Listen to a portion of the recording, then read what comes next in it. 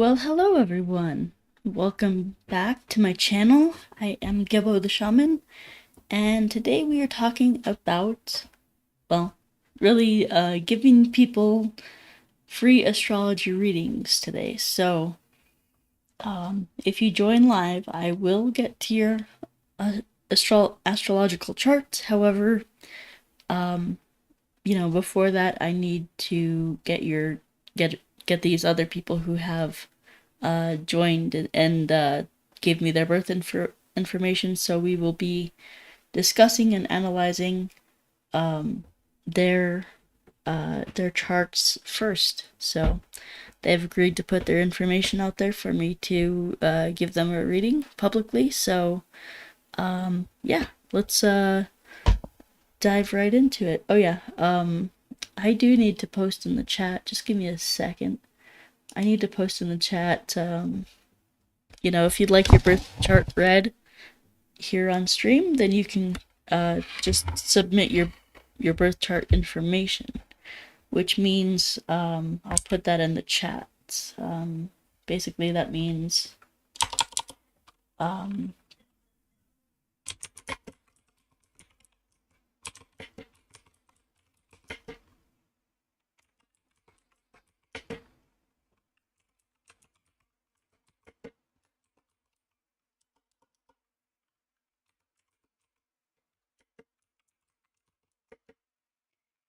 we will be. I see we're getting viewers and then they're dropping off, so we will be right back with you guys.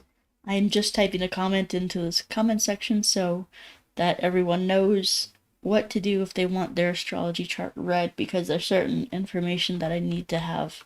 Okay? So, let's see here. For astrology reading, please include birthplace, birth date, order.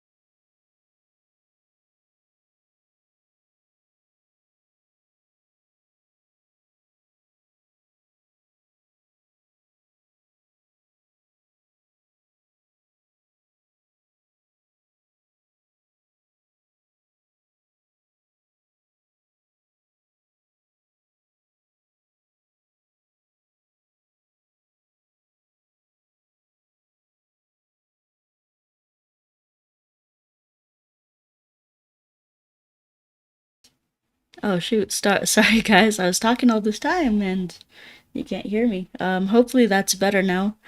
I see your comments. One thing that I forgot to mention was that I'll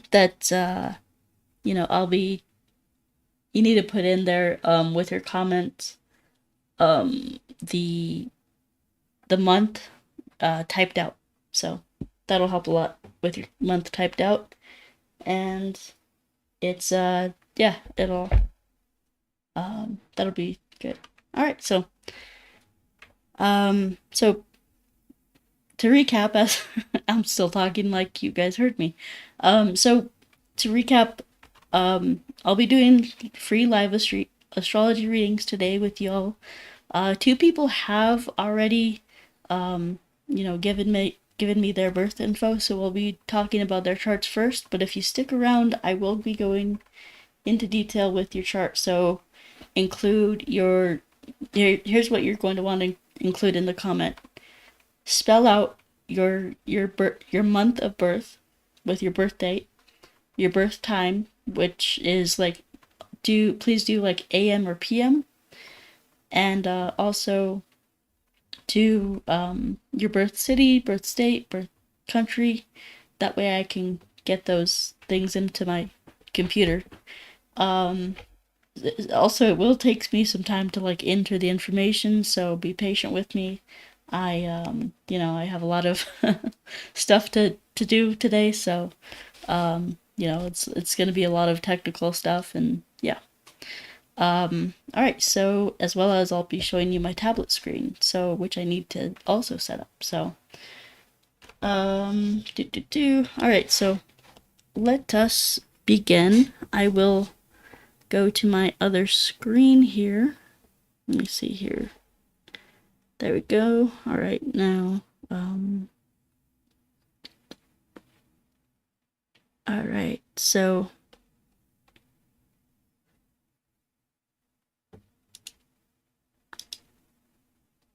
let me see here.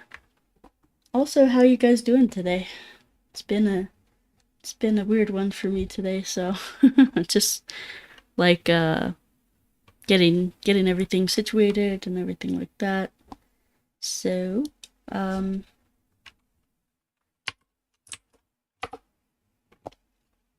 let's see here. Sorry guys, I'm still rushing and setting things up, so give me a minute and I will be right with you. All right, so then we go here, we go to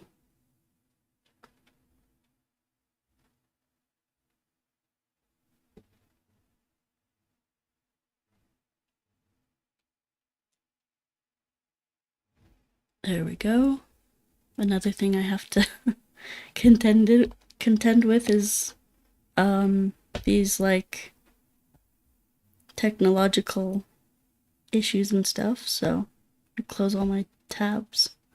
There we go. All right, so I will go ahead and let's see here. I'll go ahead and shrink that. Hold on just a sec. Okay. Oh, that's perfect. All right, so great. Now let me see if I can find my person here.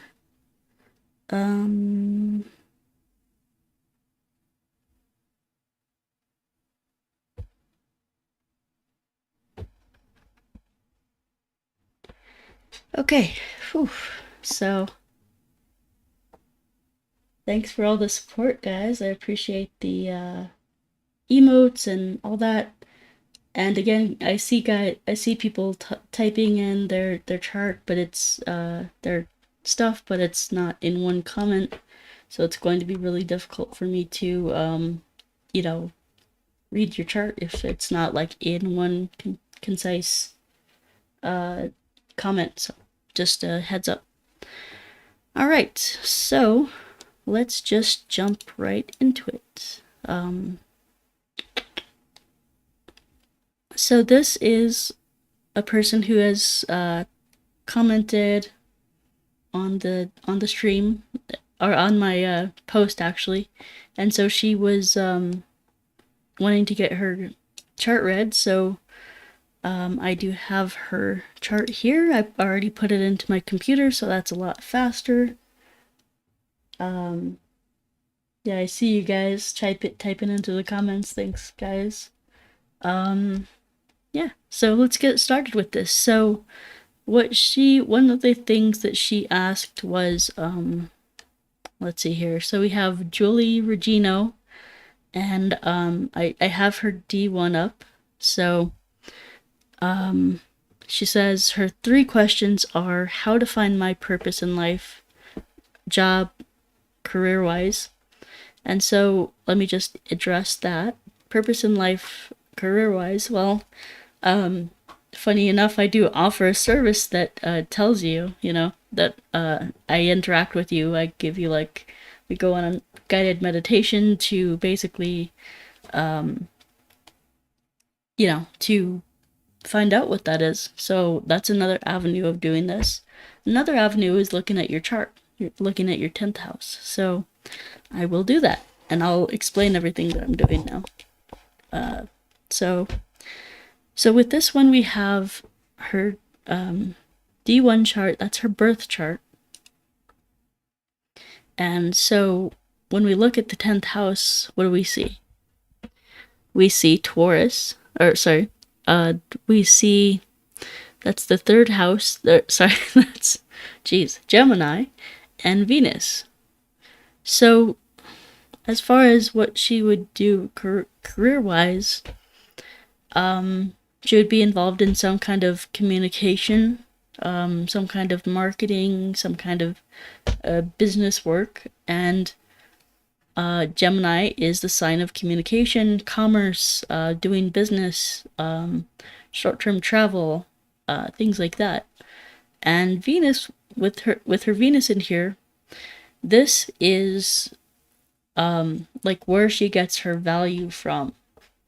So she gets you could say once she finds her ideal job, she'll get compensated very well for her work. Also, Venus has to do with luxury, beauty, sensual pleasures like luxury and beautiful art, beautiful music, things like that. Very artistic and wonderful. And so then we have, what is this combination saying to us? Well, it's saying you could be a very beautiful communicator, maybe even motivational speaker. Things like that, where it's beautiful communication. Now, if you had like Mars in here, then I would say, oh, great, that's wonderful. You have Mars in there that like motivates people, that directs people, things like that. But this is Venus, so it's essentially, it's like with you could be involved with like fashion and be a PR person for fashion. Also, third house is social media, things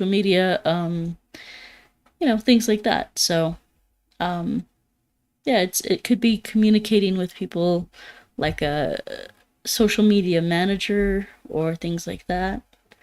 Let me see what else she wrote here. So she says 3 questions. So the first question is, how do I find my purpose in this life, job and career-wise? And so, usually we look at also another thing to look at is the 10th house lord. So we have Gemini here, so the lord of that would be Mercury. And so let's see where Mercury is placed. Mercury is in the 12th house in Leo. So Mercury being in the 12th house, you're communicating about spiritual things. You could be, 12th house is like hospitals, jails, very far off things like, Starlink would be communication in a far off place. And then we have Leo here with Mercury. So, it's really about that, leadership in communication, that fun communication. I feel like you have a lot of fun communicating about spiritual things. 5th house is the house of fun, and the 5th sign as well. Leo is about fun. It's about playfulness. It's about joy, things like that. And you have your 10th lord in Leo in the 12th house. So you have a lot of fun with spiritual things, like spiritual topics, communicating about them. And you can turn that into a job. You know, you can be a spiritual teacher. Let's look at where your Jupiter's placed. Jupiter is in the 11th house. It is in Cancer. So that's a wonderful place for Jupiter. Oops. I'm like dropping things here. Let's see here. So Jupiter being in the 11th house, you know, affecting, let's see here. So it's not aspecting that. However, I mean, I feel like, yeah, it's not aspecting that. However, Jupiter does give you great gains. And so, you know, another thing to look at with this chart is your 5th house. Your 5th house is the house of fun, pleasure, things like that. And we can see we have Rahu in Capricorn. So Rahu in Capricorn is actually a really good sign. It is, so Capricorn is all about work, hard work. We have Rahu in here who like cheats the system. Instead of putting in 1,000 hours of work to get a certain result, he looks for clever ways to manipulate things to get his way.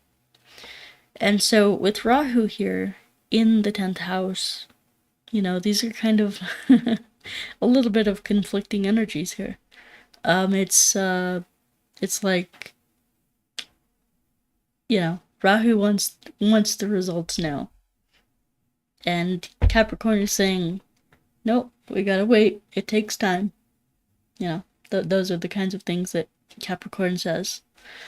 Capricorn is also about patience and, you know, steadiness, organization, studies, you know, being very disciplined, very organized, very structured. So, you know, I noticed that you have a great planet in the 10th house, which is great, which brings you wealth, and, you know, your work will be beautiful in some way, you know. You know, you could start up a YouTube channel talking about, again, you know, spirituality. Yeah. I also noticed that, oh yeah, something that I need to change here is that, and this is like, will be a quick tutorial for you guys. Let's see here, if I can find it. So with the modern planets, sorry, you can't really see that, but right here where it says included, you can barely see that, but that's like modern planets, and I put not included. So in Vedic astrology, we tend to not study the outer planets because it's just, it's not visible. It's not, you know, like they say, it's not really pertinent to an individual's life. Well, it may be pertinent to society or things like that. Alright, so we have Saturn here in the 4th house in Sagittarius. Now, now it's really coming into effect. Saturn is a great indicator of career. And like, this is the mountain goat that climbs the 10th house here. And so when you have it in Sagittarius, again, you're going to be wanting to teach, wanting to learn, have higher knowledge, things like that. You know, perhaps why you're not feeling like you're drawn to anything as work is because work is not anything that you would enjoy. You know, it's boring for you at this time. And so, yeah, let me see. Let's go on to different charts. because I think I gave you some pretty good, reliable info and things to look into with that. I want to see your Navamsha, so I'll go into your D9. Now, D9 shows maturity. It shows like, they say it's your life after marriage, but it's also the dignities of the planets, like how they mature, how they age, and the effect that their maturity will have on you. So so we have in here, we have Venus in Pisces. Okay, so what is that? Uh, loving spirituality.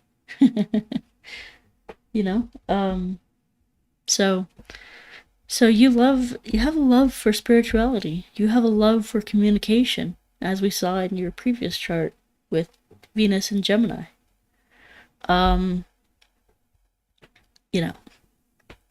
So let's see here. So we have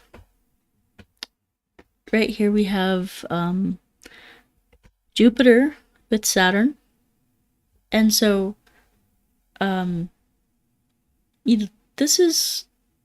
it'll probably take you a long time to figure out what exactly you want to teach or what exactly you want to do for your career. Being that Saturn is here, it tends to delay things, to delay fulfillment, things like that. However, Sagittarius, it's Sagittarius is all about teaching, it's all about preaching, it's all about spirituality, travel. Venus loves to travel, and Sagittarius is all about travel as well. So there's that. Like, you could be traveling, you could be speaking at spiritual conferences, spiritual events, things like that. And these things are in your chart, so it's wonderful.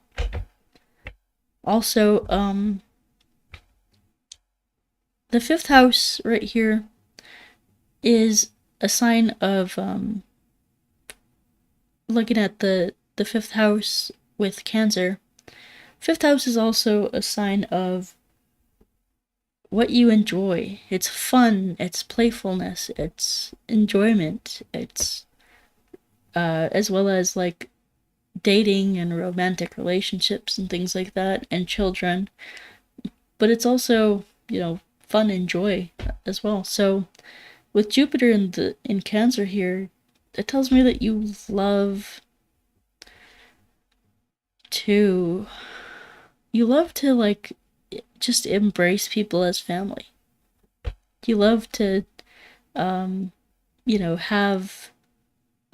it's like wisdom in the home. It's like you're like a very wise person in your home, and also like having events where people can come and relax and things like that within your home and things like that.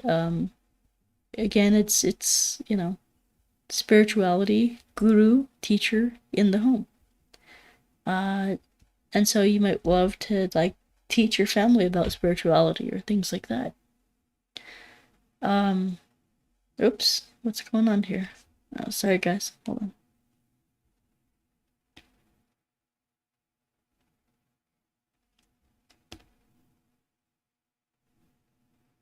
Just a second. I had my iPad just sitting around like off, so that's why I did that. Anyway, yeah. So, yeah, I really, this is a good starting place. Just, you might be one of those people who love to just start a YouTube channel talking about spirituality and things like that, your own spiritual experiences and those kinds of things. So yeah. All right, moving along here. I will answer the second question. Let me I will, hold on, guys. I'm gonna change this back to the first D1 Rashi. Alright, now I'm gonna go ahead and look at our second question. Second question. My moon is at the same degree as both of my children. Does that have any effect? Does that have any significance? Let's see here. Well, so your moon is at 23 degrees, or sorry, I can't read that, 25 degrees. I could just easily look here. 25 degrees of Libra. Now, with Libra, that's a great moon sign. It really is. It's all about connectedness, wanting to achieve balance and harmony between you and other individuals. Now, one thing that you didn't mention was what sign your children's moon is in. And so, you'll have a better connection with them if it's moon in Libra, or even aspecting, So the moon aspects the 7th house from itself, which would be Aries.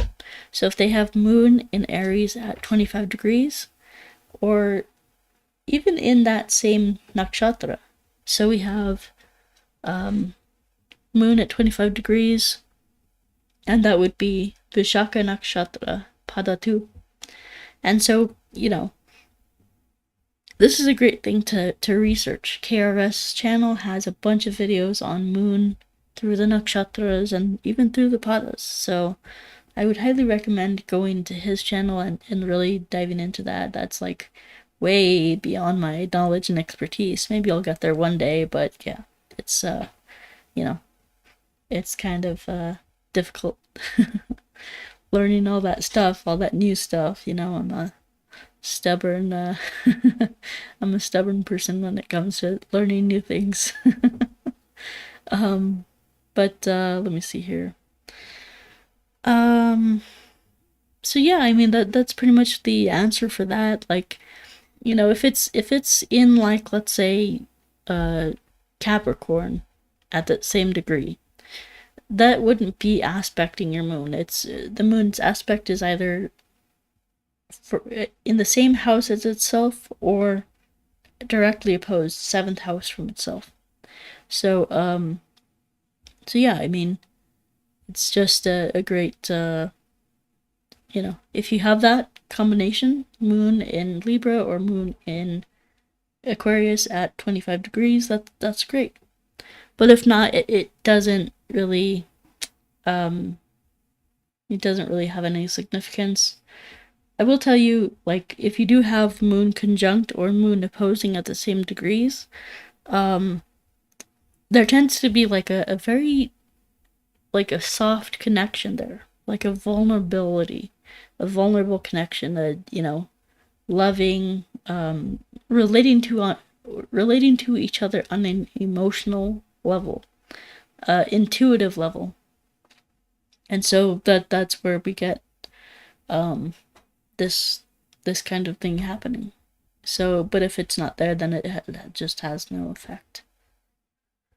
So yeah, let's see here. I'm gonna pull up her thing again, and we will talk about her third question. What kind of hobby might make me happy? Well, I think we talked about that. As my spiritual teacher says, like, do what you would do anyway. Do for work what you would do anyway. And so,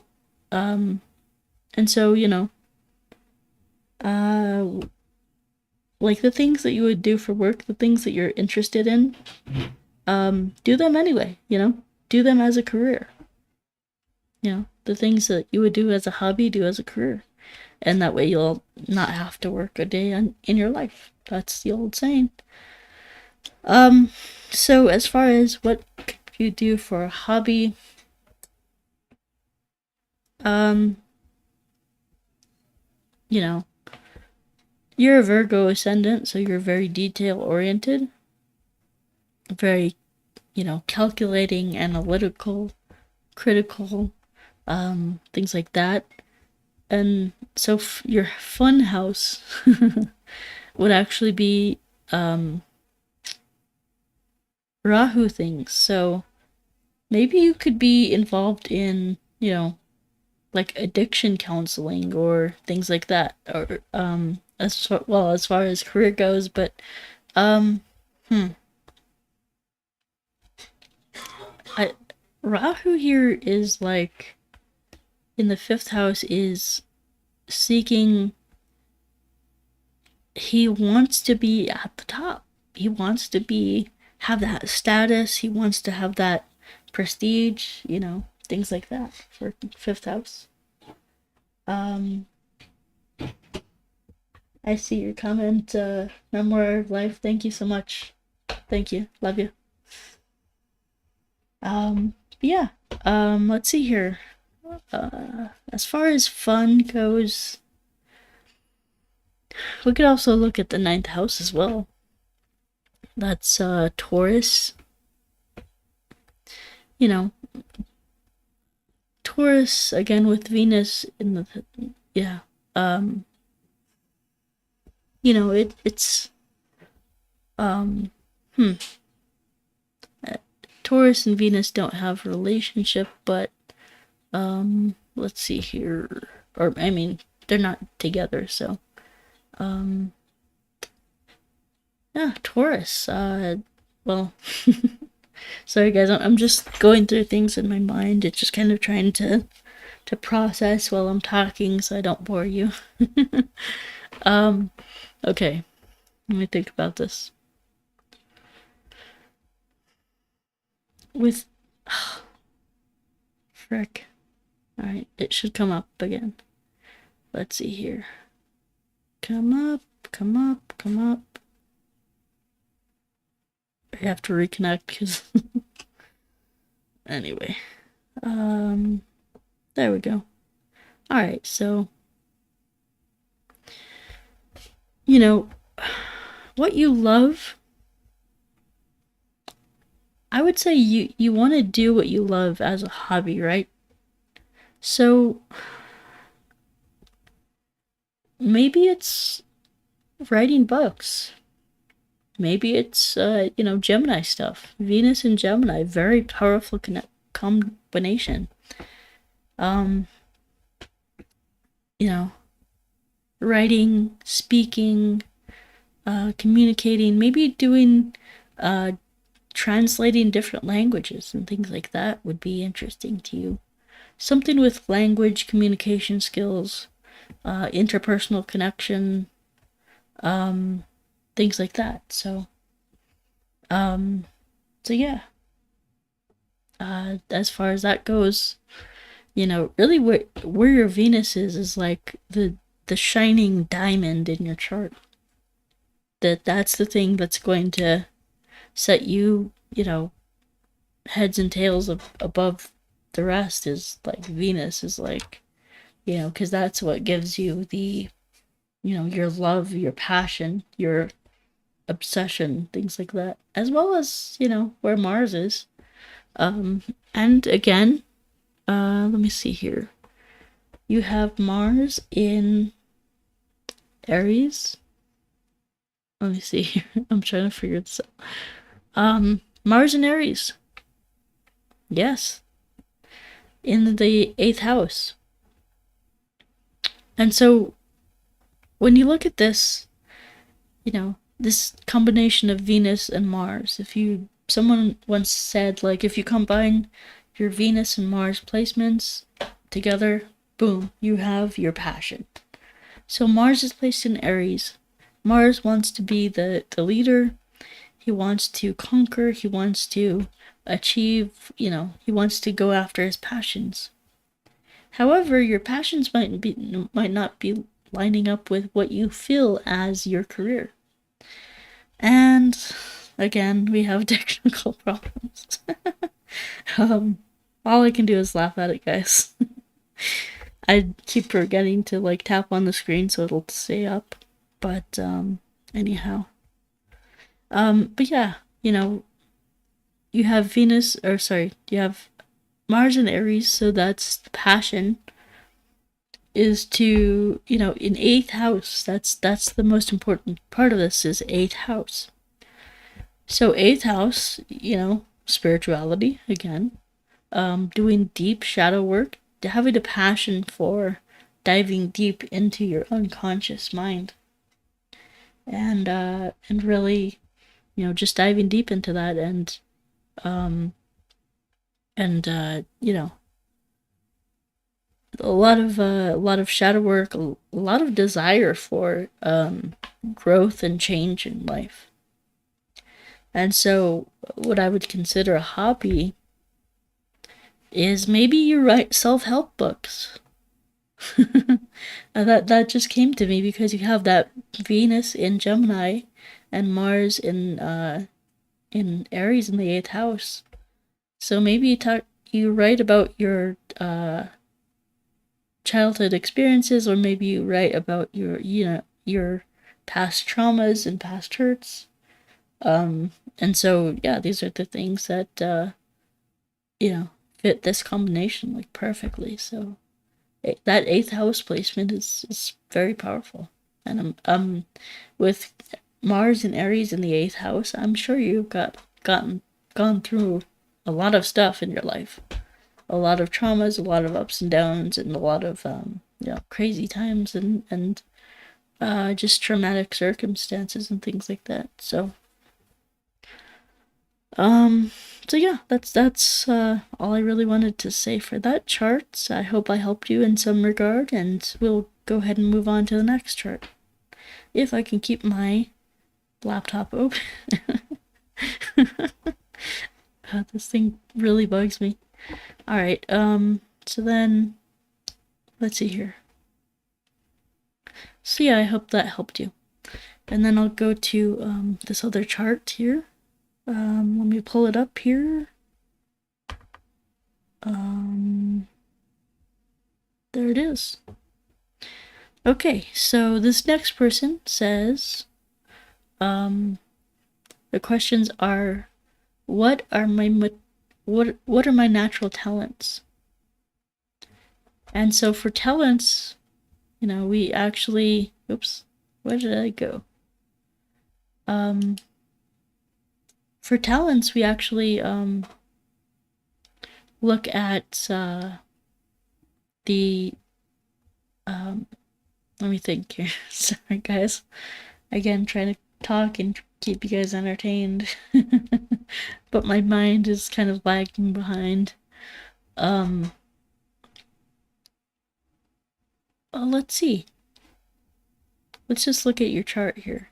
So first of all, you're in Aries ascendant, and you have the moon in the second house with Saturn retrograde.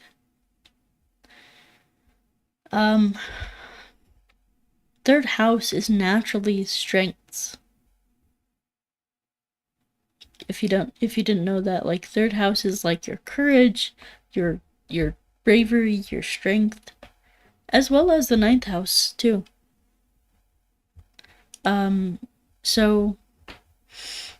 So here in third house, we've got Rahu and Jupiter. Now, this thing is not working for me. Sorry guys. I will put that up again. Here we go. And actually, let me change my settings. I'm gonna have to go to my settings. Hold on, guys. Told you this might take a while.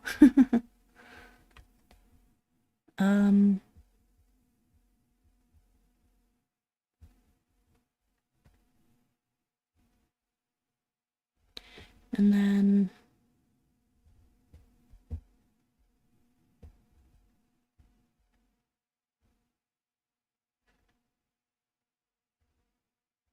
what is it called?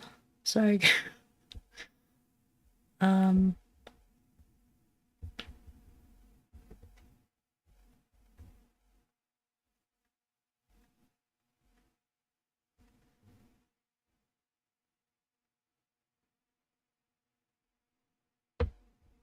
auto lock, and then we are going to, I don't know, guys. Sorry, this is sorry. Anyway, I'm just like trying to figure out why this is not staying open. So all right, what else? So what was the question again? Sorry, ADD. What are my natural talents? So with Aries Ascendant, your natural talents are basically competition, being a warrior, being fearless, you know. So we look at the third house as well, with Rahu and Jupiter. A good, Jupiter's the guru, the teacher. So you could be a great teacher, very communicative teacher. And you might teach, Rahu stuff like life hacks, or like might teach things like addiction recovery. That's very much Rahu.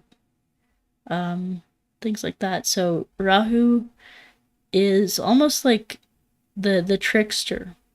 It's very tricky. It wants to make you do bad things in order to learn from them. It's like, oh well, you're not learning this lesson, so let me put an obstacle in front of you. Things like that. So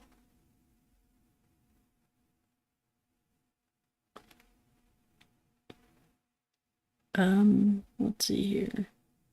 So then anyway, so Rahu, Jupiter, it's like being a teacher, but it's like knowing all the secret life hacks, or like the shortcuts. And then ninth house is like the house of good luck, so that could reflect talents as well. You have Ketu in the ninth house, so that's like, that's like essentially having like Mars in the ninth house, which gives you a lot of passion for teaching, and gives you a lot of you could have been very much a teacher in the past life. So Rahu and Ketu kind of go together. Rahu is the communication, love talking, love teaching, and then ninth house is the Ketu, which is basically spirituality, but it also has like a passion for spirituality, passion for knowledge and wisdom and things like that. And Ketu wants to do meditation and leave the world, so you could be a meditation teacher easily. So then as far as, let me look at your other questions here before my thing goes blank. All right. Sorry, I gotta keep remembering to do that. All right, so your second question is, what profession will I excel in? And what past... Okay, so we're gonna discuss that. What profession will you excel in? Well, 10th house is your profession. And so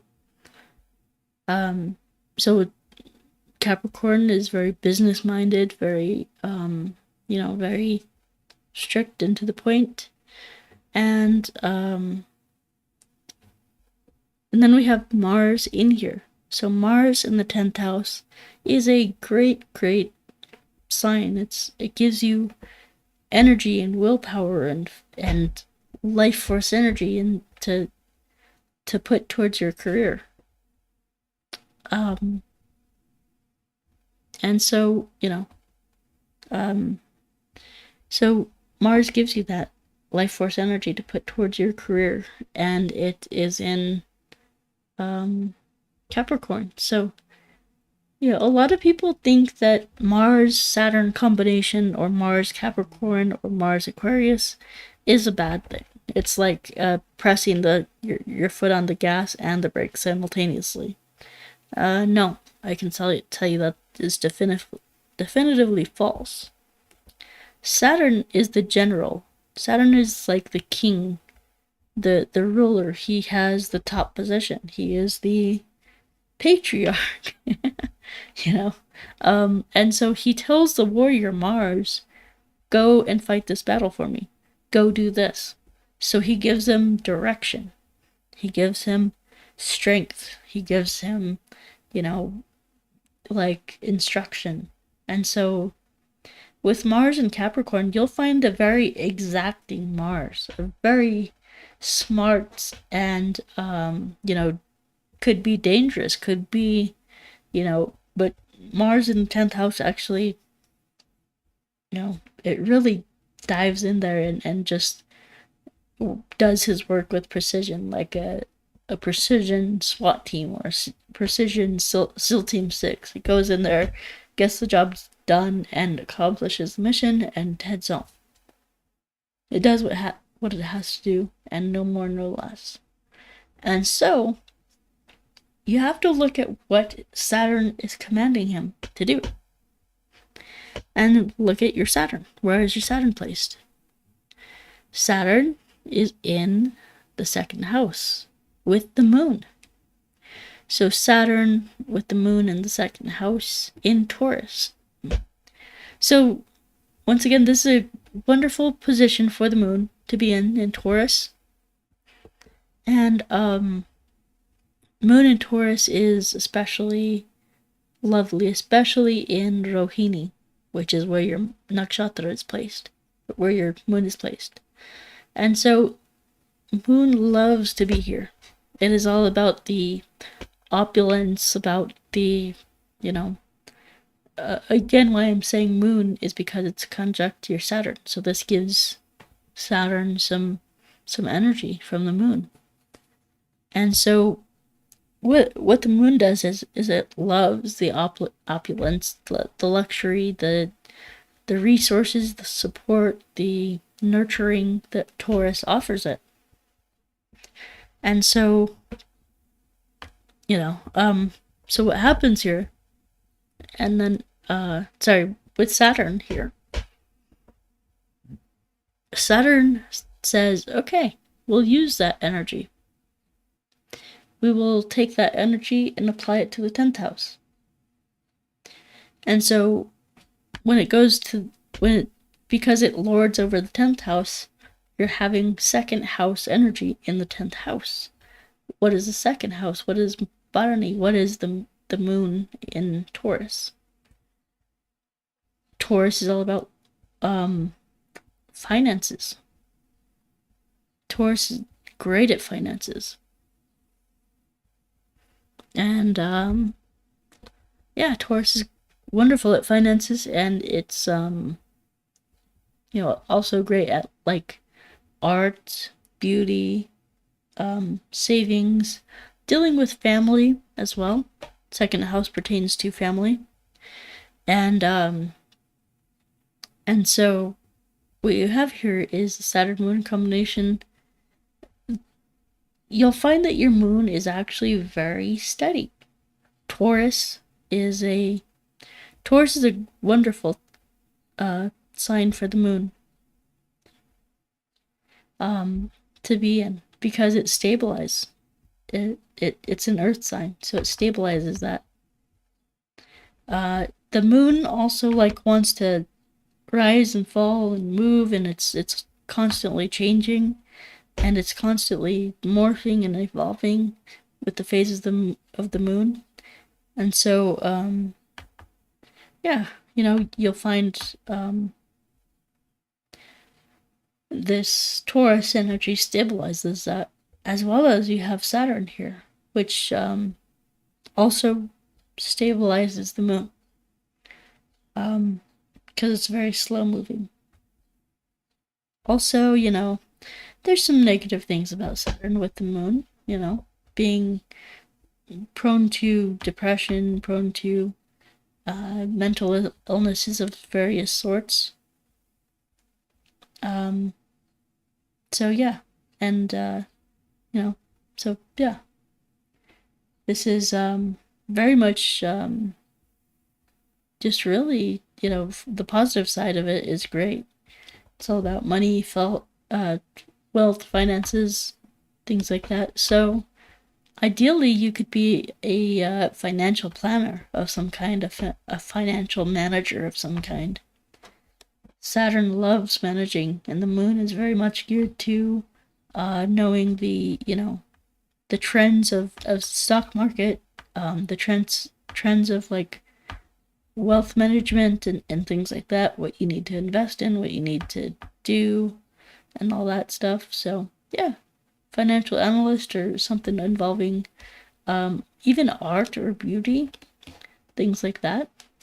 And with Mars here, let me see here. If this is okay, it's Mars is not aspecting this, so. But yeah, regardless, that is a fantastic position to have. All right, so next we have what is her third question? And by the way, this chart that we're looking at right now is the chart of SB09PZ. So whatever that is. And so her second, oh yeah, I did her first, I did her second question, and now I'm looking at the third. So the third question is, what past life karma will I have with my spouse? And for that,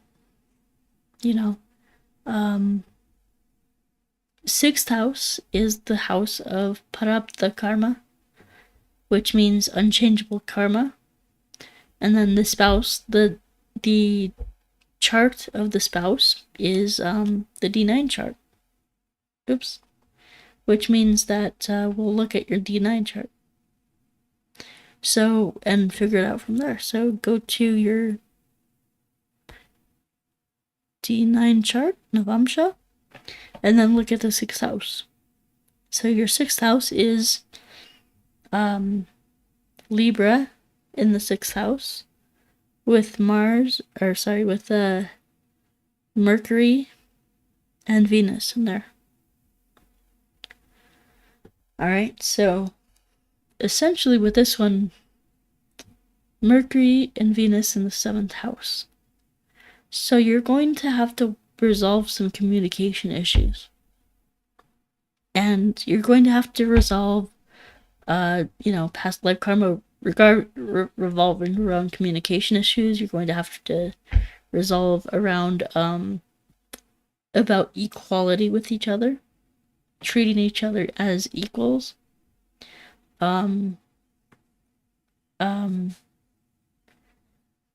Communicating and in a diplomatic way that's fair to both partners. Major issues around communication, and also Venus issues, which is love, sex, the beauty around you, the environment around you. Communicating in a loving way towards each other. Dang it! What the heck? All right, so just do this. Having to mess with this really impedes my ability to think and concentrate. So I apologize. So with that,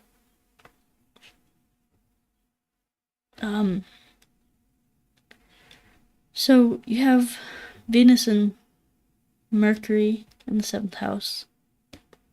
Now, and you have them very, very, very much conjunct. So one is at 3 degrees, the other is at 2 degrees. So that's very much conjunct.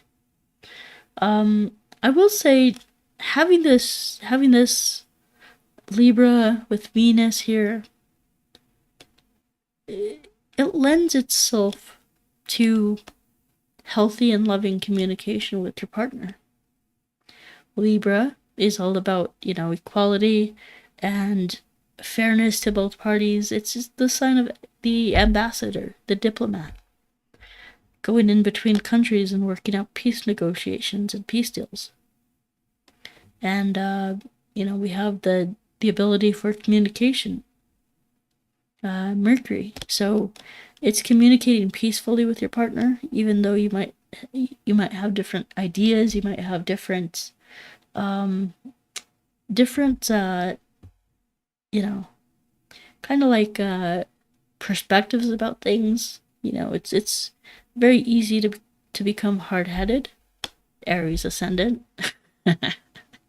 and and so it's just really about learning cooperation, being even-keeled, being kind, being sympathetic, and willing to compromise and negotiate, and it's a give and take. A lot of people say marriage is 50-50, but it also a lot of times partners aren't able to give 50%. Sometimes partners are able to give like 0%, if they're sick or if they're having a hard time in life. Sometimes the other partner may need to carry them. And so this is about working as a team and accomplishing things together. The other half pulling the one partner pulling the other partner up, by carrying them, doing the housework and paying the bills, taking the responsibility for the other person. This is really about just working together and finding ways to love each other, even though you don't agree with each other. You might not like someone, you might not like your marriage partner, but this is about communication and working your way through that to a loving and healthy partnership. So I hope you guys enjoy that and really take that in, because that's a very powerful prarabdha karma. So all right, next we'll move on. So let me see here what else we got here. So I answered all the questions for that person. I did SB09PZ, their chart, and then I did first chart I did was Julie Regino 6191. And then now I will go ahead and move along to other people's charts. Okay. So, thank you. I see SB. Thank you. Thank you very much. All right. So, I'm gonna go in order of what's it called?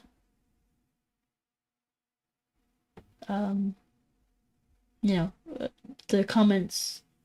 So,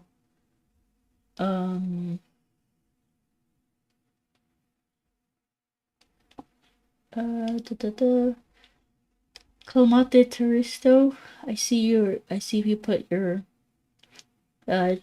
info in there. Will you please put any questions that you have for me to answer, because it's really hard for me to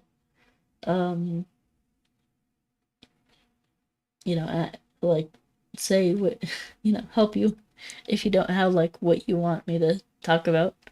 I will this is why I say put that information into one comment, so that way I don't have to be scrolling through and I can just see things in one place.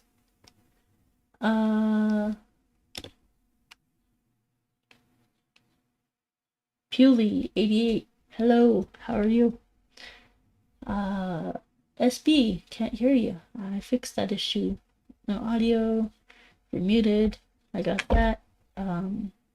Perfect, thanks. Alright, Kalmate,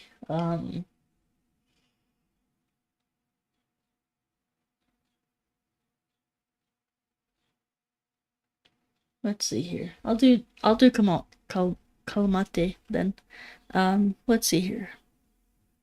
So let me put that in my chart here. Sorry guys, it's gonna take a minute, but keep commenting and I'll get to you in the order that the chats appear. So let's see here. Do a new chart.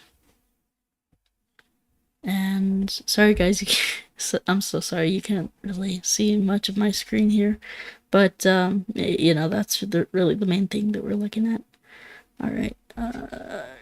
Okay.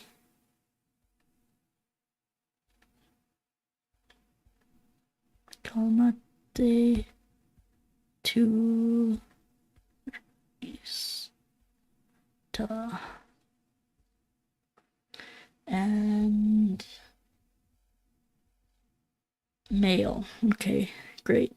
Oops, male. All right, next.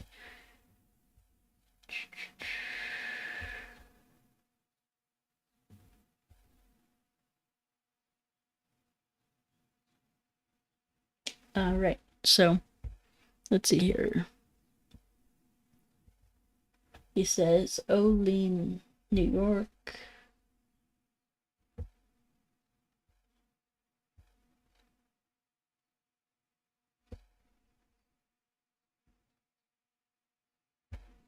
Okay, gosh.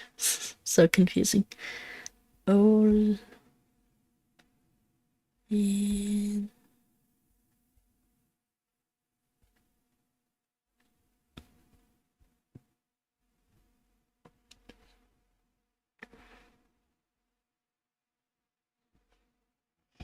Sorry guys, I'm doing this, let's see here.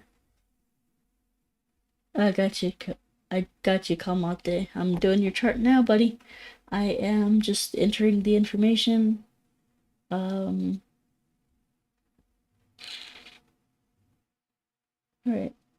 3/24/986. Let's see here.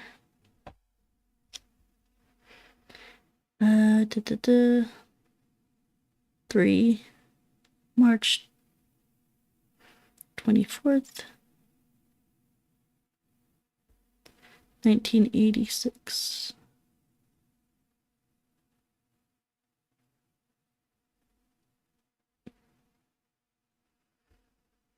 At, what was it? 9:37 a.m. Okay.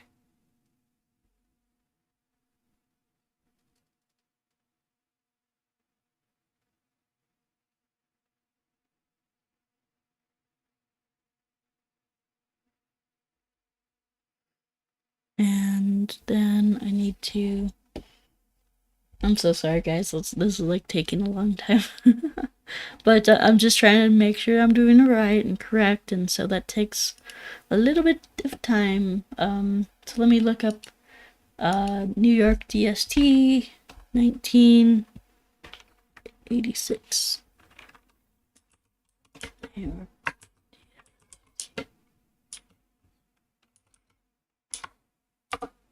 And Kalmate is 1 year older than me.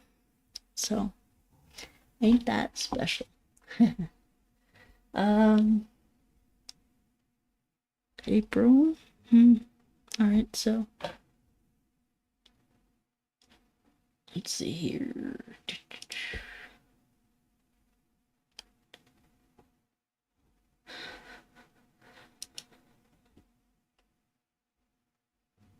Let's see here. Gonna do this, go to 1989, 1886. I just have to really verify this, guys. So, alright, EST, which is 7, oh yeah, minus 4 hours, so.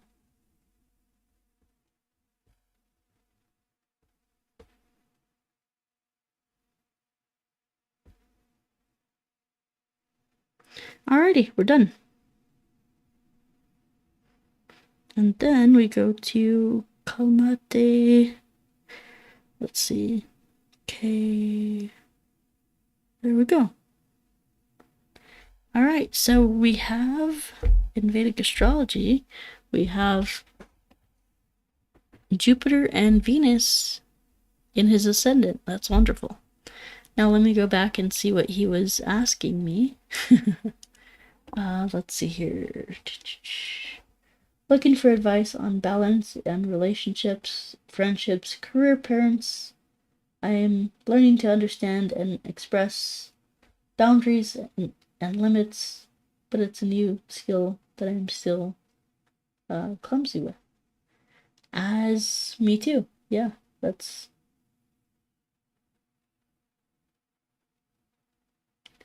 Thanks, Kalmati. I appreciate you. Yeah, you know, so balance, regarding balance, in relationships, friendships, career, parents, let's see here.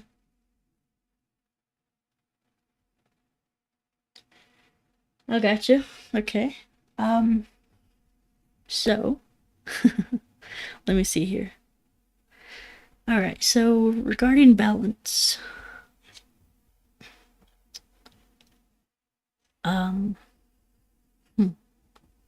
so where is Libra in your chart? In the 9th house.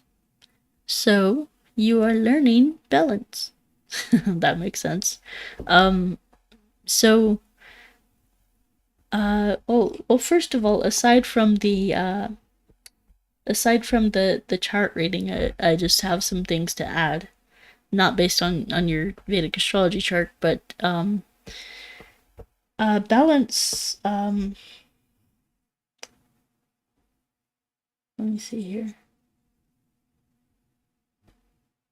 So, yeah, this ties in with codependency, and I don't really want to call that out here on stream. I'm not saying you're codependent. I'm not saying that you're not. I'm just saying that, like, it really, really helps to look into groups like Codependence Anonymous. I'm in that group, and it's been very transformative and helpful for me.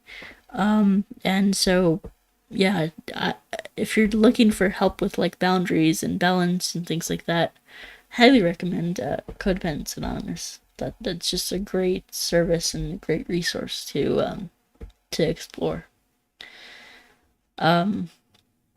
So, well, let's see. Where is your moon? Your moon is in your 4th house with Mars. Or sorry, yeah. Or wait, sorry, I don't know. Shoot. So your moon is in Leo. So that's in your... Jeez, can't get this. Right. So let me see here if I'm still on the same page here. I don't even know. I accidentally did something to this, so let's see here. I'm gonna do this. Hold on. Oh gosh, this is a mess. I apologize. So then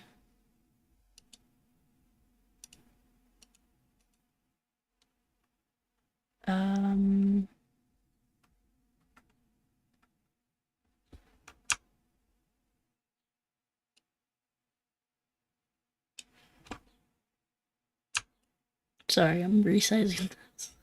I don't know why that did that, but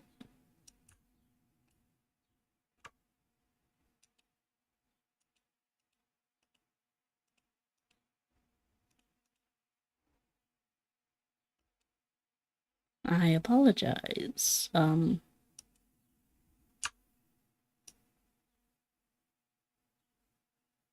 Alright, so sorry guys, just really irritated with the software right now. Alright, that's better. So, with this, where was your moon again? Sorry. I forget. Oh, wonderful. That's freaking awesome, dude. Proud of you. Yeah. That's so awesome.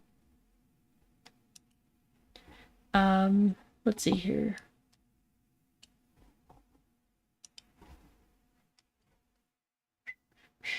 So you were asking about balance in relationships and stuff.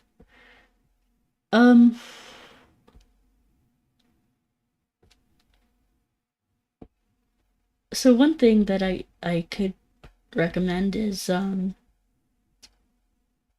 looking at where you derive your joy from. So that would be like Sun, 5th house, Leo. So let's see here. Where is that?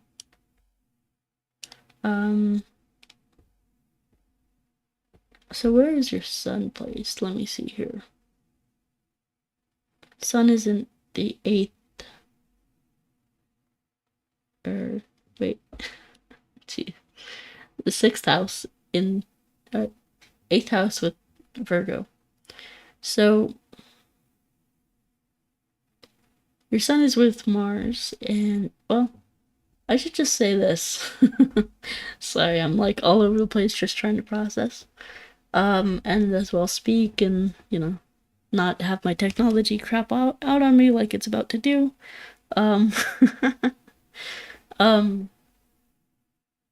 So let's see here. So your 7th house is like other people. Even though like they say, oh, it's the house of marriage or whatever, it's other people. 2nd house would be your family. 3rd house would be your siblings and things like that. So looking at these houses are empty, meaning that they are kind of,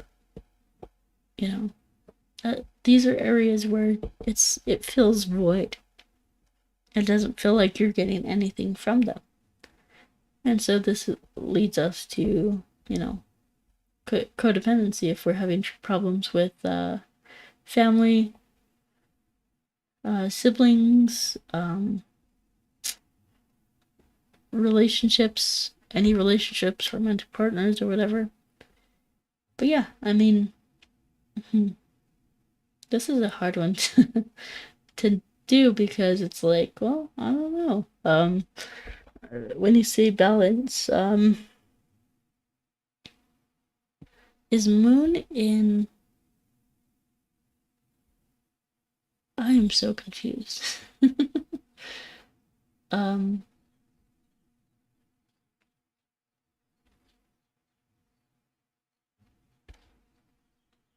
So let me see here. What is in Virgo?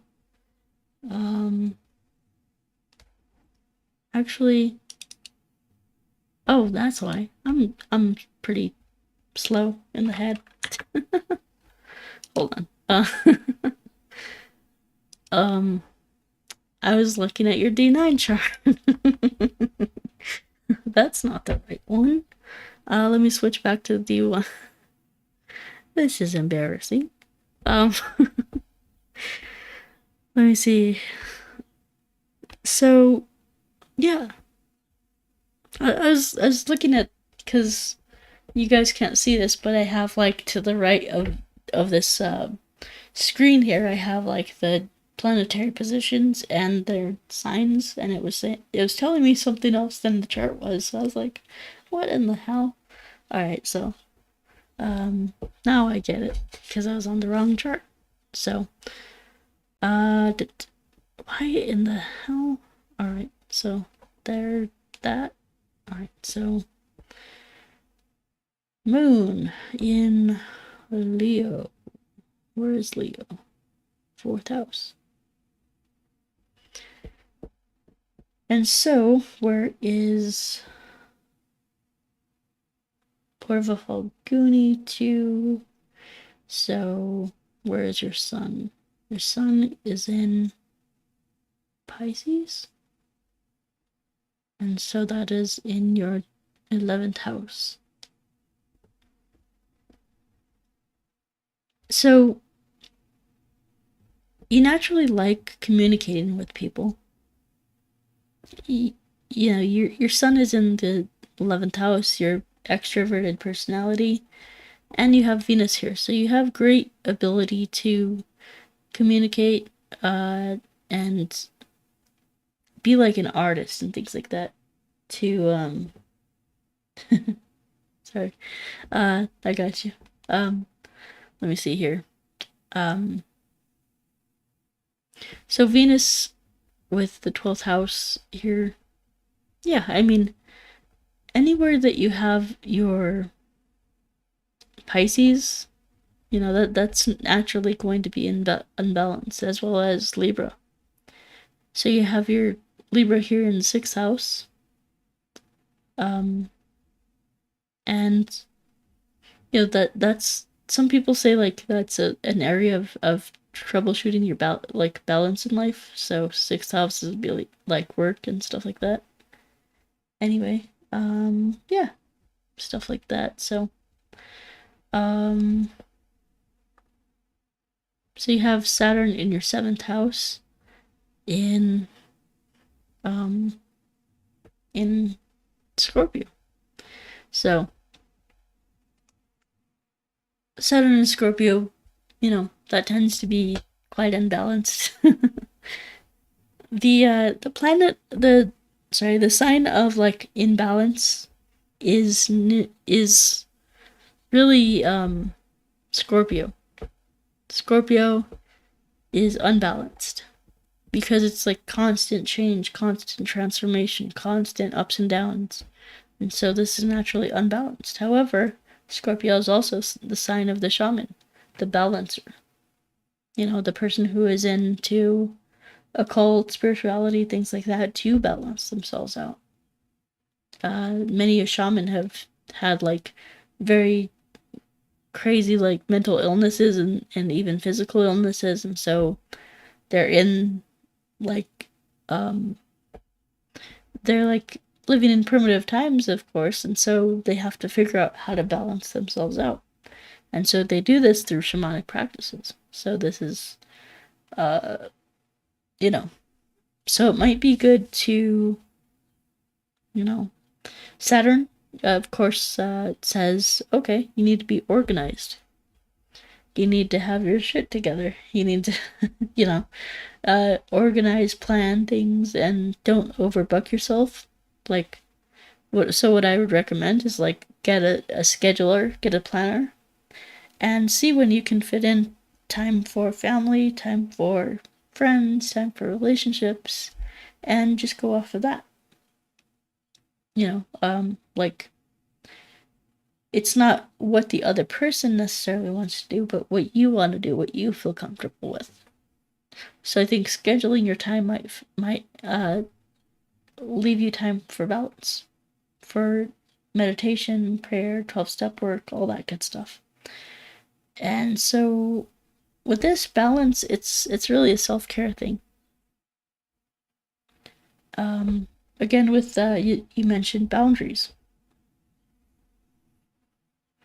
So boundaries, again, 8th house or Scorpio in the 7th house is boundaries.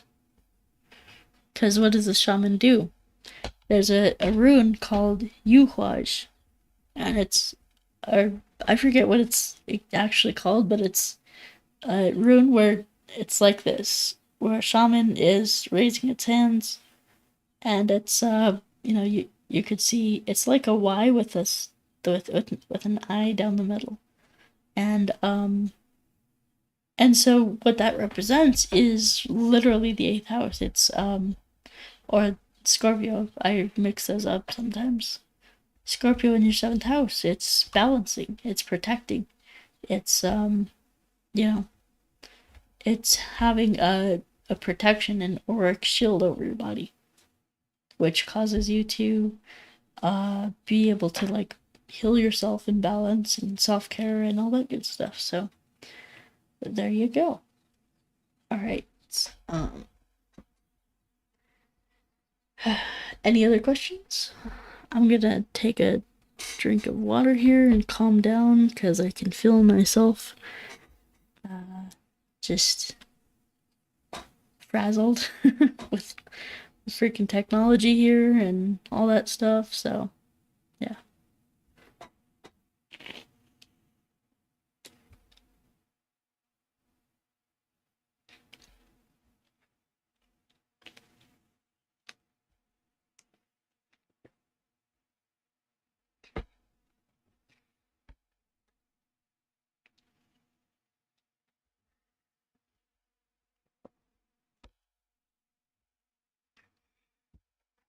All right. So, if you don't have any other questions, Kalamate, then I will go ahead and move on to other charts. I don't know how many people we still have going on with us, but that's okay. They can watch it after. That's usually how this works. So, alright. Any last minute questions? Going once, going twice? Let me see if I can pull up the next person's chart while you're thinking about that. Da, da.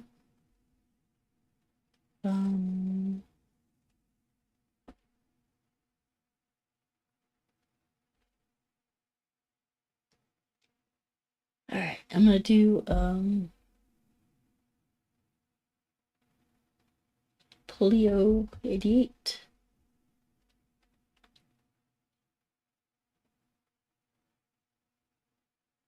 Oh, you're welcome, Kalamete. Anytime. Alright, Poll 88 says Vancouver, Canada. Let me look that up. So, how do you spell your name? Polio. P-U-L-I-I-O.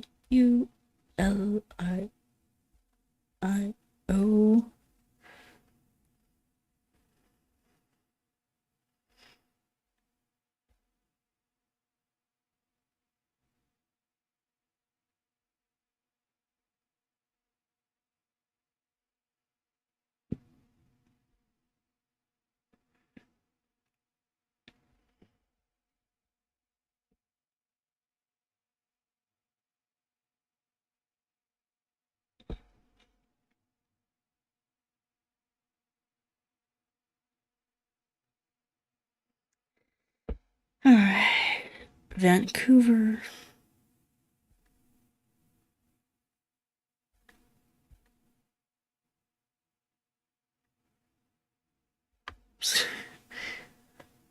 V-A.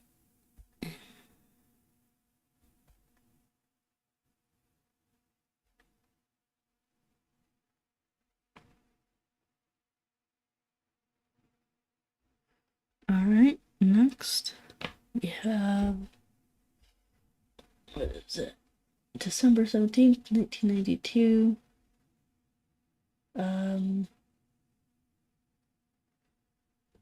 Alright, so December 17th, 1992.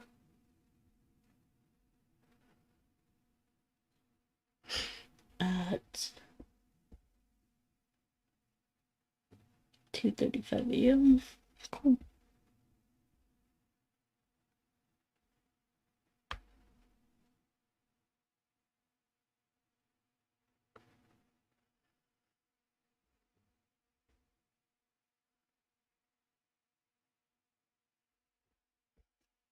Alright, again. And he says he's male and what else? Alright, so let's see here. Go ahead and pull up my tablet thing.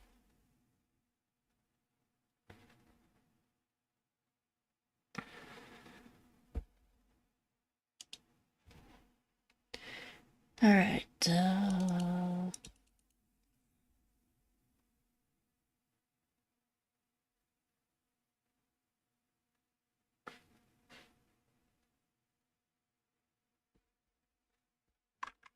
So now we need to go look up DST, then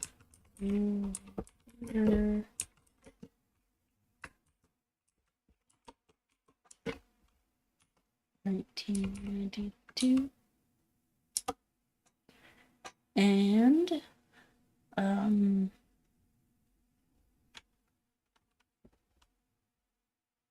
so then go here.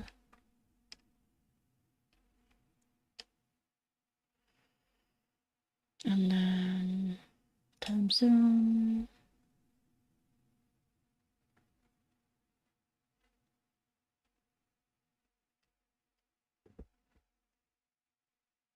Nope.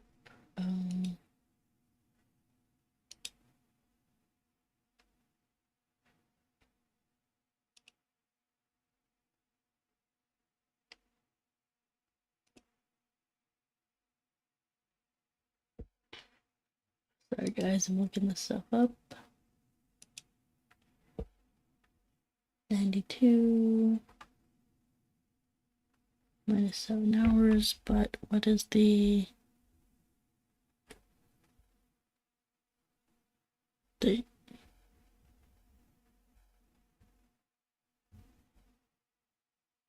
PST, and that is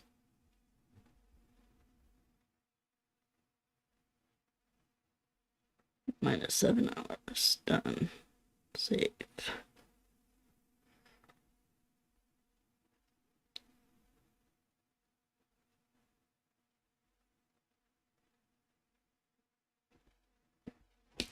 Alrighty, let's see here. What would you like to know, Pulio?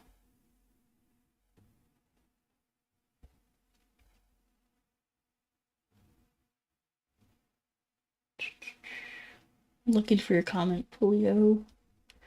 Says he's a male, Vancouver, Canada, but which, well, I guess I'll just kind of talk about his chart real quick. So here we have a Virgo ascendant. Make sure I'm on the D1 chart. Virgo ascendant with Jupiter and Moon. Is that right? Yeah, I think so. Yeah. Sorry. I have to go look at my chart on the side to see the sign that the moon is in, but because this on here is very unclear, but on the laptop it's pretty clear. Alright, so Jupiter Moon in the 6th house, in Virgo ascendant. So Virgo ascendant, very much analytical, critical, very scientific, analytical, thinking mind, intellect, things like that. And then where is your Mercury? Mercury is in Scorpio. Okay, so you have your Mercury in Scorpio in the 3rd house, so this analytical, critical thing with Jupiter and Moon, Jupiter spirituality. And then we have Mercury placed in sign of Scorpio, which is also deep spirituality, occult, mysticism, things like that, with Rahu. So you have a great ability for knowledge and learning about occult stuff and all that stuff. So that's wonderful. And where is Mars? Let's look at Mars and Pisces. Where's Pisces? Sorry, I'm just like, oh, Cancer. Okay, got you. Hold on. Oh, great.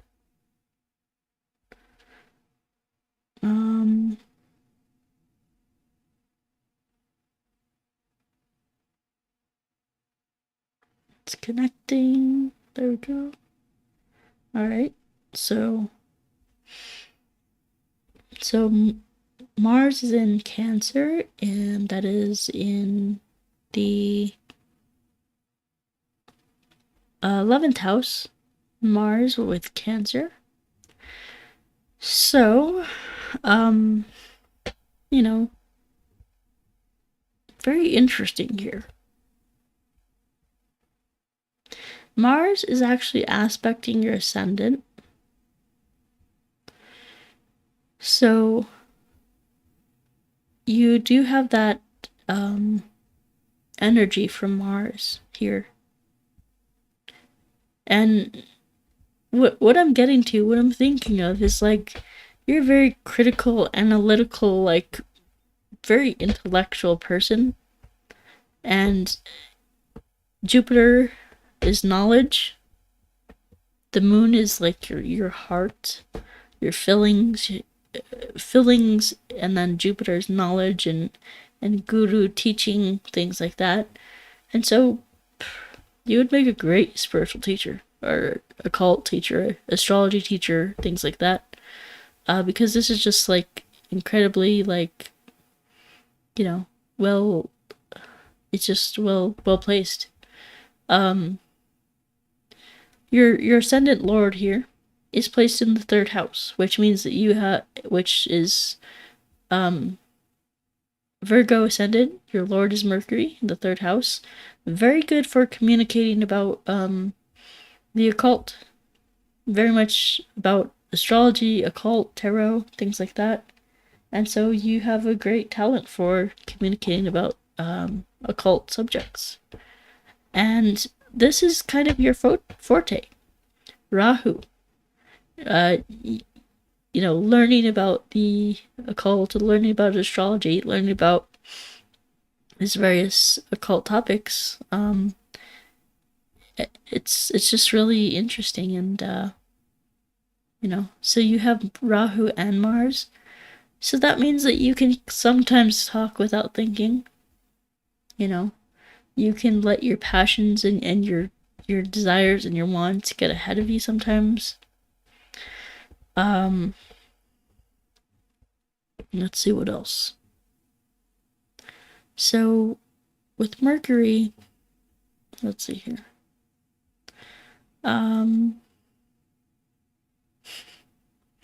Sun, again, you have this sun. And again, it's aspecting your 3rd house. Or sorry, your 10th house with Gemini in there. So Sun in the 9th house. Oh, sorry, Sun in Jesus. I cannot talk today. Sun in Sagittarius. I often conflate 9th house and Sagittarius and houses and signs. So, Sun in Sagittarius in the 4th house. I mean, Sun shows you what your soul desire is. Soul desire is teaching. So soul desire is learning. Soul desire is it could be literally like learning about these things, these occult subjects in your own house. Again, we have that Jupiter aspect, or Jupiter ruling the ascendant with controlling the sign of Sagittarius in the 4th house with Sun. So, it's really good. This is really good stuff. What else? Saturn and Venus in the 6th. Or in the 5th. So your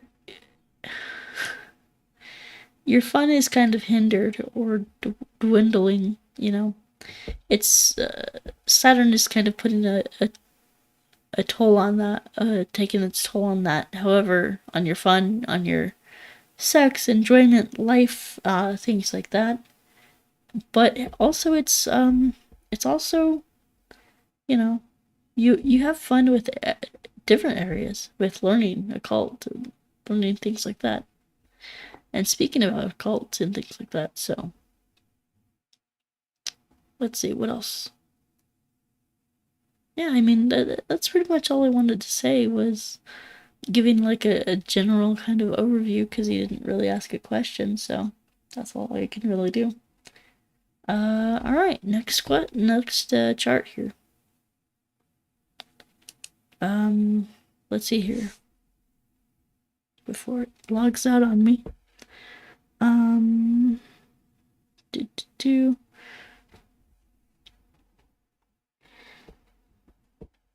All right, here. Let's see here. I got you.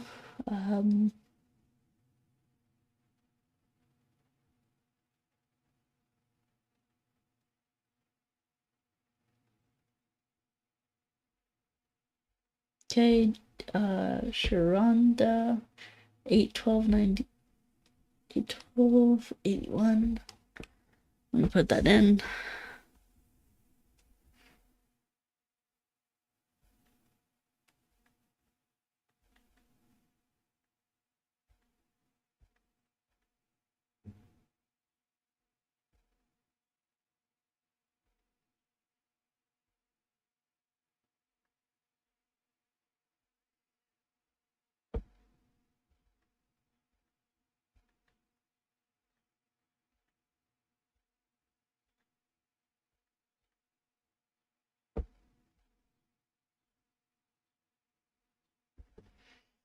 And where did you live? I don't see a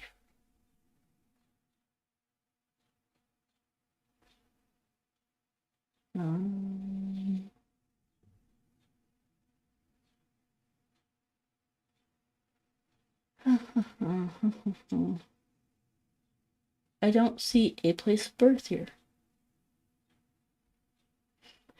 So, Sharonda, Core Essentials, please put your date of birth. Or sorry, I don't know what I'm talking about. Please put your place of birth, because I can do the date and time, but if you don't have a place, like that's just really Okay, you said Atlanta, Georgia. All right, cool. I can do that because that's like one of the first things my astrology software asks. So, Atlanta, Atlanta.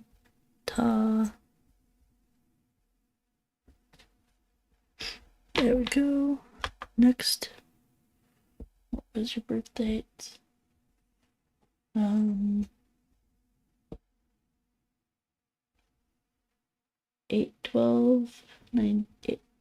8/12/81. 8 is what is 8? July is 7, August is 8, 12, 8, 12, 91, 81, 1981. Gotcha. 81. And then at 7:21 a.m. Awesome. 7.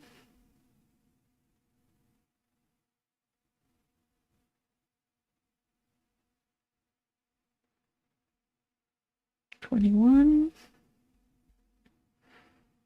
And let me pull up the DST for that so that I know I'm getting an accurate reading here. Atlanta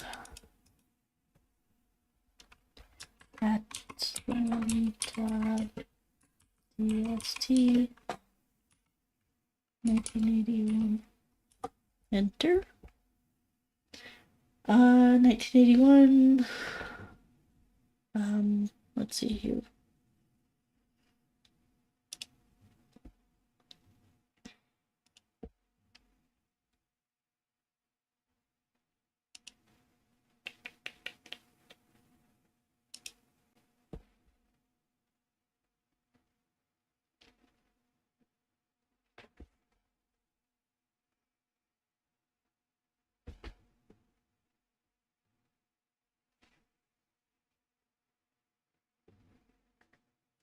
Minus 5 hours. Gotcha. Alright, that shows me that this is accurate. Save that.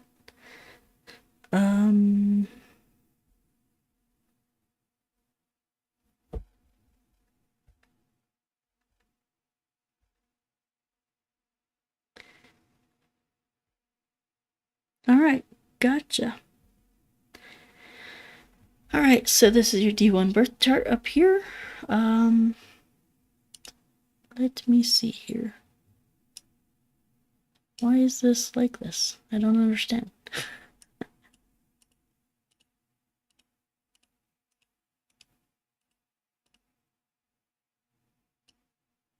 Alright. There we go. Alright, cool. So, let me see here.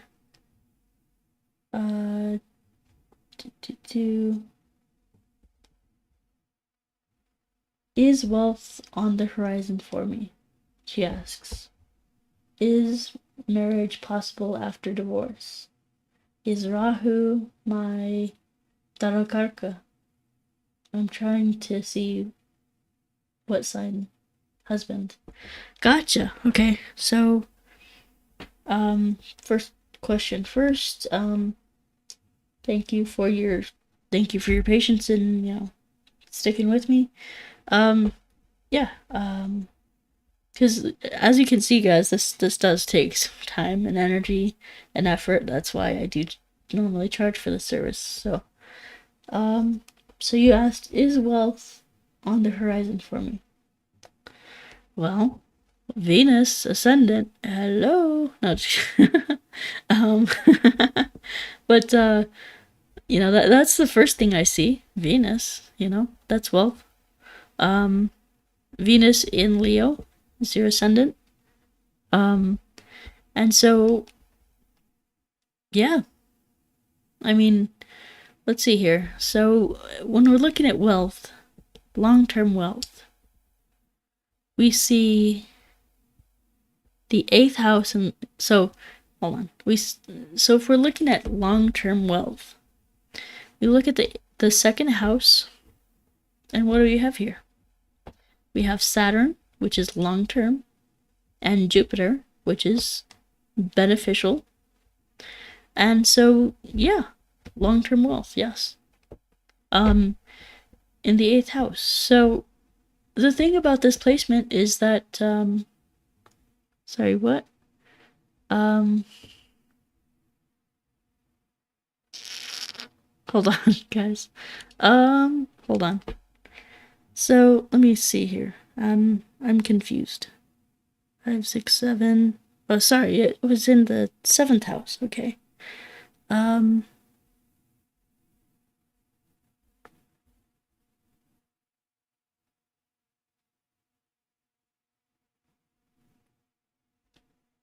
Okay, hold on.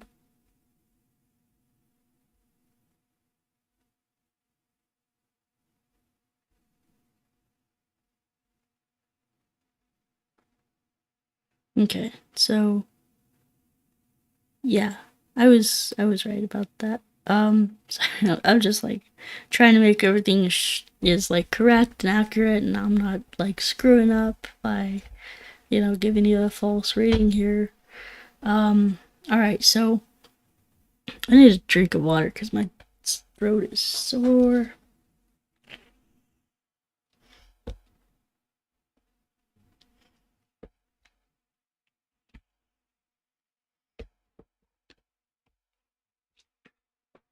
All right. So you ask about wealth on the horizon for me. I can say yes. So I got that wrong. So this is actually the 6th house. It's really hard to see it on this screen, but on my iPad, I can definitely see it. 6th house, which means Virgo. So wealth comes from work. Wealth comes from daily work, and so you could. I'm not sure what profession you're in, but you could very well be a nurse or something like that, where it's a healthcare profession. Virgo definitely has a lot to do with health and healing and things like that. And we have Jupiter in here, so yeah. I mean, there's definitely. I mean, I can see that wealth has been hidden from you for a long time. like when you were younger. It's been difficult to like hold on to wealth and attain it, with that Saturn there. However, we do have Jupiter, which is like new opportunities, and it seems like this is a big part of your life, which is service to others, and you just want to kind of have that help there of monetary resources, and savings and wealth. So, what else? Now let's look at your Hora chart. So we do have a chart called the Hora chart, which is basically your wealth chart of wealth. So we have the D1, and then we have the Hora, overall wealth. Now we have,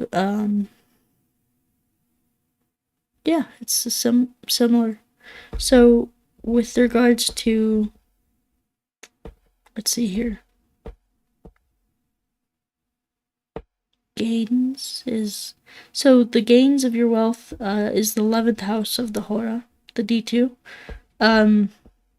So this shows that your gains are coming through like friendships, network circles, communication, like texts. It can be up and down, like your wealth, your income could be up and down sometimes, just because the moon's there. But yeah, I mean, yeah. Now let me see what your dasha is, because that's another very important period, thing to consider. So your dashas, and we'll look at your Vimshotri, and Rahu began 2017.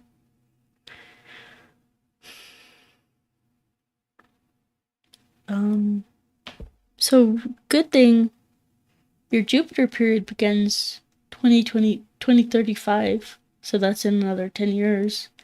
And that could be a very, very profitable, very good time for wealth. As well as, your Saturn period, because both of those are in the second house. As well as, let me see here. Your Rahu, let me see here. Let me look at your chart again. So your Rahu, where is that? Rahu is in the 12th house. So during this period right now, you're in a Rahu period, which means that it's in the 12th house, and it's expending energy on trying, you could be dumping much energy into a house or a property or things like that. It could be an investment. Like flipping houses and things like that comes up, because it's in the 4th house. It's in the sign of Cancer, with in the 12th house. And then let me see your sub-periods, sub-dashas, because that could give us a clue. So you're in your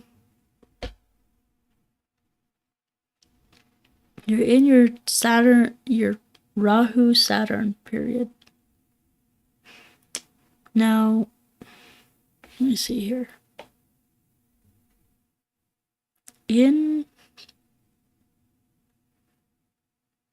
Oh, right. So, your second lord is Mercury. So your second house is ruled by Virgo, and your second lord is Mercury. That means the house lord of the second house is Mercury. So what we see here is 2025, April 1st, is when your let's see here.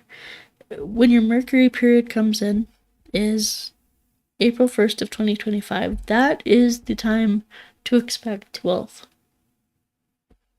because it's the lord of your 6th house, I cannot talk today.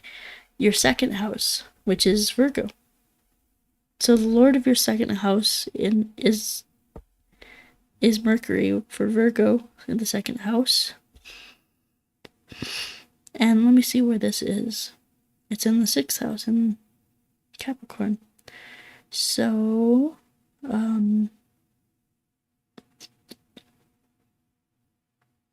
me see here.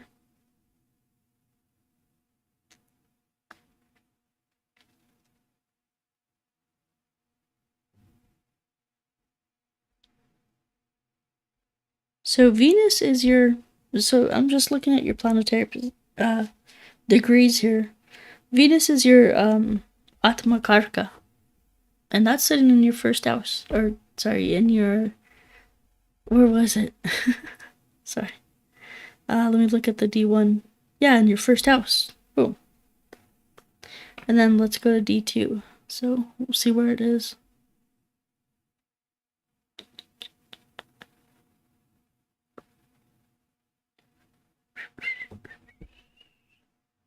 Yeah, that's generally good. So main thing to look at is you have your Venus with your, which is your Atma Karka, in the first house. So it's kind of your soul desire to achieve that wealth. You know, it's part of your soul to and even valuing yourself. You know, a good remedy for wealth is wearing a white silk shirt on Friday, and each Friday you put on that white silk shirt. It could be underneath other clothes, but yeah, that's a remedy for wealth, as well as let's see here. Yeah, so I would just follow that. That's a really good remedy for wealth. And then let's see here. Trying to see here. Is marriage possible after divorce? Let me see. Let's go to your Navamsha.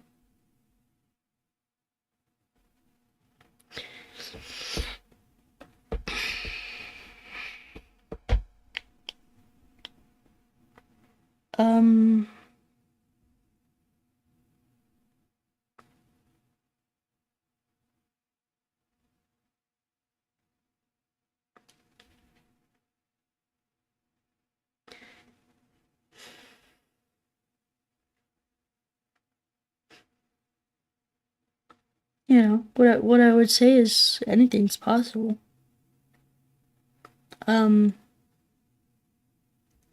So I'm just looking at your seventh lord in your Navamsha, which is in the 10th house. So you'll probably meet your partner, your destined partner, through work. And this is a female's chart. So I'm looking at Mars. Saturn and Mars, both conjunct. So this tells me that you're going to meet him through your work or your public reputation or some kind of a professional business means. And so yeah, I don't see any problem with that. I don't see why you couldn't get married after divorce. Looking at your, you have Jupiter in the second, and you have Jupiter in let's see here. Yeah, absolutely. Thanks. I see that comment. Thank you so much. So with this, you have Jupiter placed in your 11th house, which is good for, you know, long-term wealth, as we were discussing. Taurus in the 11th is great for like income, and with Jupiter there, that amplifies income after marriage. So once you get married, you'll see a drastic drastic increase in your income. And then, yeah, what I would say is, oh crap, also, like, if you exercise or if you do physical activity, or like any sports, any competition, anything like that, you'll meet your partner through, maybe even like through a business competition. Maybe you guys compete against each other for a promotion or something, and end up falling in love, something like that. That could happen with this placement because you have Aries in the 10th.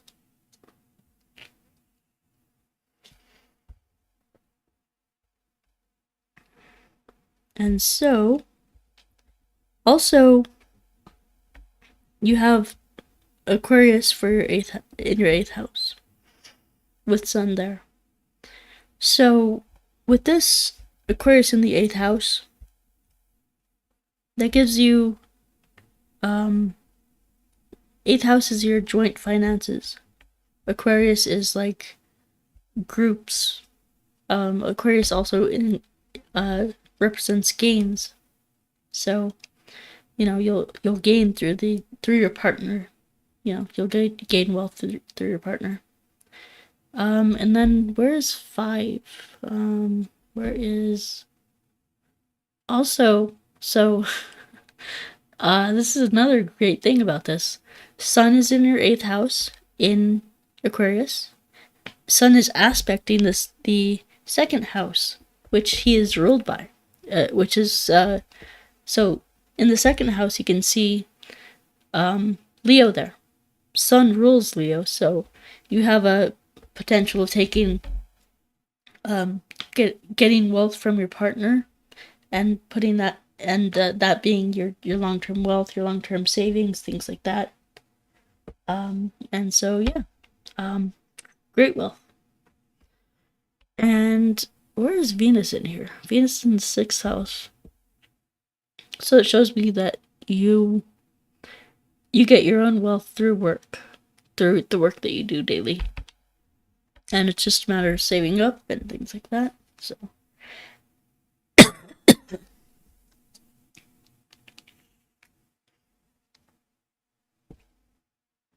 all right.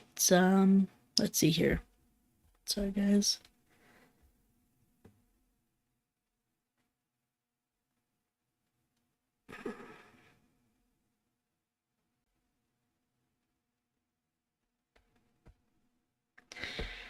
All right. And then your final question, which was, let me see here. Is Rahu my Dara Karka?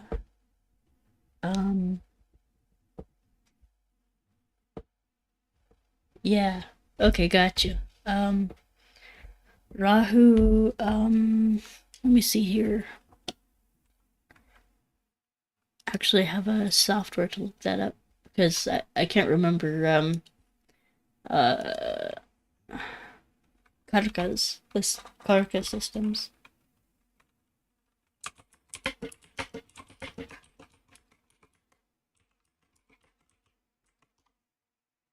And we'll just go ahead and look it up. Holds the lowest degree out of all planets. So the Darakarka is the planet that holds the lowest degree out of all planets. So let's have a look at that. So we'll go to your D1.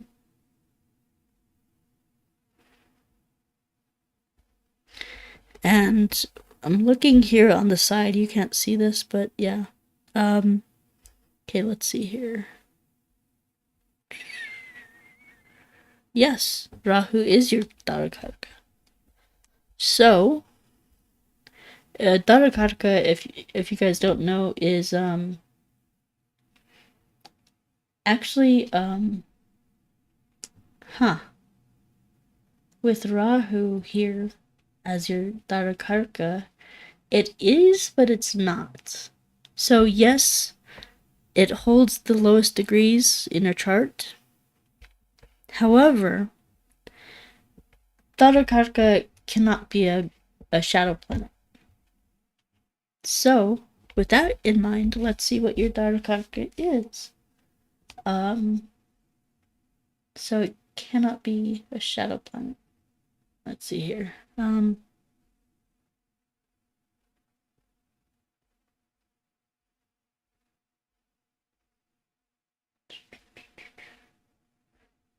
Okay. Let's look at your chart. So we have Rahu Ketu at 7 degrees, Cancer and Capricorn. We have 13, we have 29, 14, 28, 23, 18. So Dharmakarka is Saturn with 13 degrees.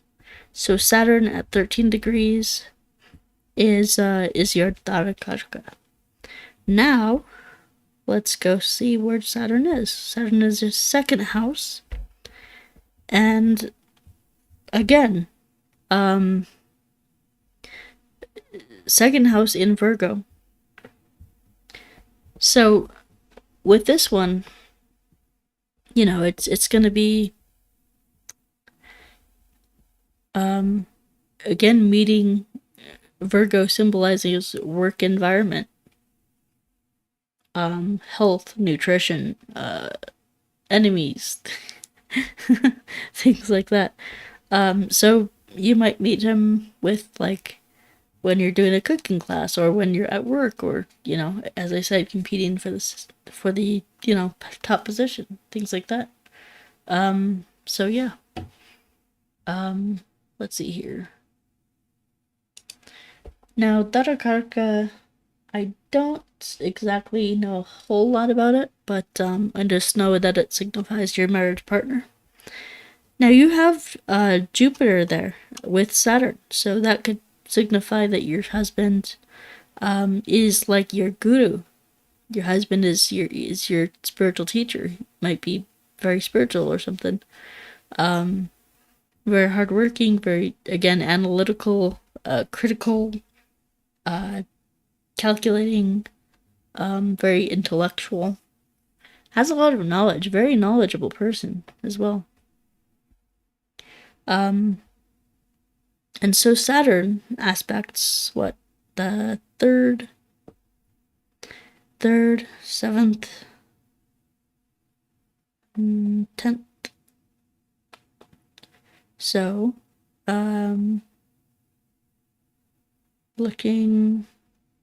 let's look at where you're, I was gonna comment on that, but hold on. Let's look at where your Saturn is placed here. Saturn is placed with Jupiter and Mercury in the 9th house in Scorpio. So, what does that tell me? So he might have a darker complexion. Scorpio is dark. And when we're talking about Scorpio in the first house, we're talking about, you know, dark complexion generally.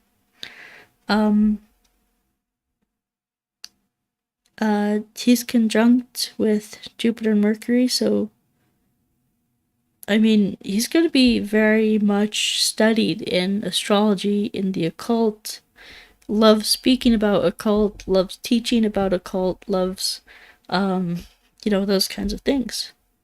Again,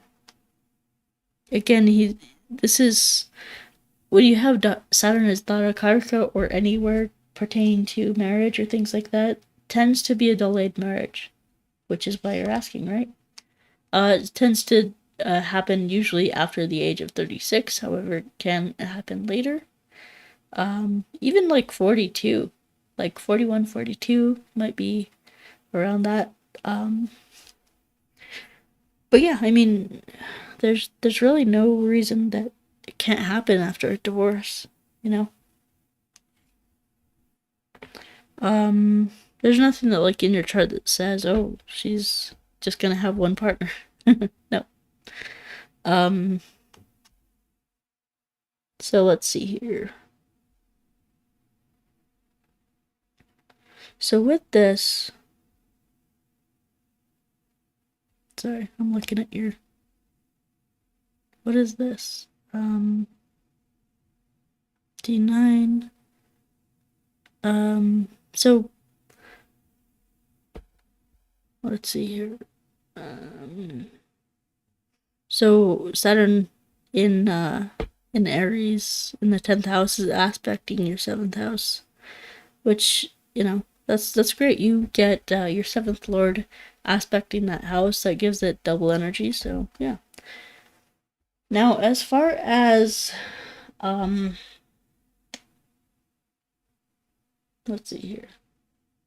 I'm trying to look for her comments.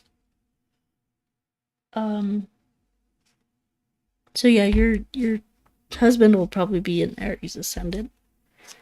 Although Darakarka doesn't necessarily mean that he's going to be an Aries ascendant, and just gives kind of the idea for his energy type. So let me see here. Yeah, I mean that's pretty much what I got for you. So, what else?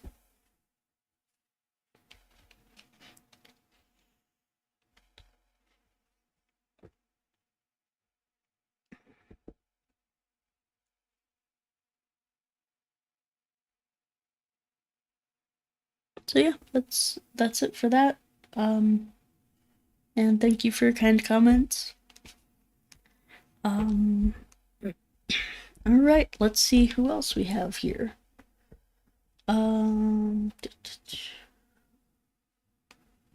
Okay.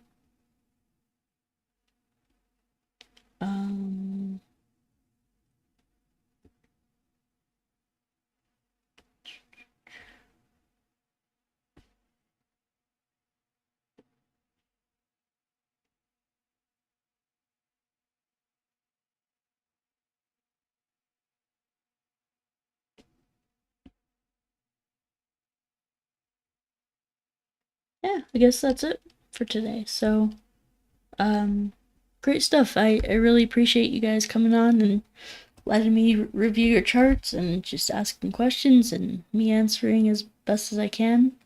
So yeah, you know, that's pretty much all the birth information I see in the comment section. So yeah, I really appreciate you guys coming on. And you know, before we go, please go ahead and check out my products, services, courses, all that good stuff on my website, GeboTheShaman.com. You can order personalized astrology readings from me, and just yeah, a bunch of services, courses, things like that. I look very interesting in this lighting. Jeez, that's horrible. Didn't even check that before I came on, but anyway, whatever. I look orange. I look like Trump. But anyway, yeah, that's about it, guys. So yeah, I would very much appreciate any kind of support I got financially from y'all. I know it's hard. I know, you know, the economy is kind of crap right now, but anything helps. You can support me by purchasing one of my programs here. I have Qigong programs, I have astrology certification courses, I have different services like rune readings, career consultations, and things like that. I do offer, you know, life coaching, career coaching, mentorship, things like that. And I do have my 12-step codependency recovery program right here. You can go there and check that out as well if you like. So anyway, guys, love y'all, and we will see ya next time. Thank you for Essentials. Thank you so much for your kind comments there. All right, guys. We will talk to you next time. Love y'all, and we will see ya. Bye. Have a good day.